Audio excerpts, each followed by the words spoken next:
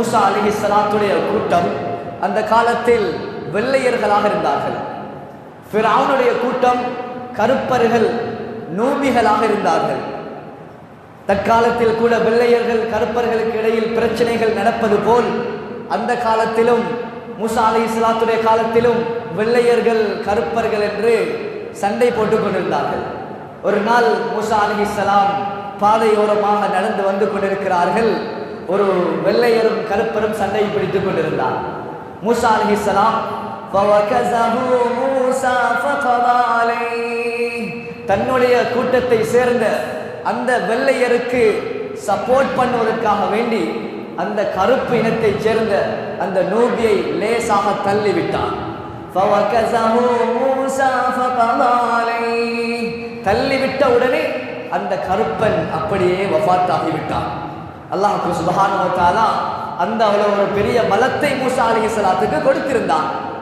இப்பொழுது மூசா அலைஹிஸ்ஸலாம் அல்லாஹ்வுடன் பேசுகிறார்கள். وَكَلَّمَ اللَّهُ مُوسَى تَكْلِيمًا. மூசா அலைஹிஸ்ஸலாம் அல்லாஹ்வுடன் பேசினார்கள். இப்பொழுது மூசா அலைஹிஸ்ஸலாத்துக்கு ஆசை வந்தது, நான் அல்லாஹ்வை பார்க்க வேண்டும். அல்லாஹ்விடம் கேட்டார்கள். قَالَ رَبِّ أَرِنِي أَنظُرْ إِلَيْكَ. யா அல்லாஹ், உன்னை நான் பார்க்க ஆசைப்படுகிறேன், எனவே உன்னை எனக்கு காட்டி விடுவாயாக என்று கேட்டார்கள். அல்லாஹ் சொன்னான், قَالَ لَن تَرَانِي. உங்களால் என்னை பார்க்க முடியாது. وَلَكِنْ انظُرْ إِلَى الْجَبَلِ فَإِنِ اسْتَقَرَّ مَكَانَهُ فَسَوْفَ تَرَانِي. அப்படித்தான் நீங்கள் பார்க்கத்தான் வேண்டுமாக இருந்தால் இந்த மலைக்கு அருகில் வாருங்கள். அந்த மலை அதே இடத்தில் இருக்குமாக இருந்தால் உங்களால் என்னை பார்க்க முடியும் என்பதாக சொன்னான். கண்ணியமானவர்களே, மூசா அலைஹிஸ்ஸலாம் அந்த மலைக்கு அருகில் வருகிறார்கள். فَلَمَّا تَجَلَّى رَبُّهُ لِلْجَبَلِ جَعَلَهُ دَكًّا. அல்லாஹ்வுடைய ஒரு வெளிச்சம் அந்த மலையில் பட்டது. உடனே وَخَرَّ مُوسَى صَعِقًا.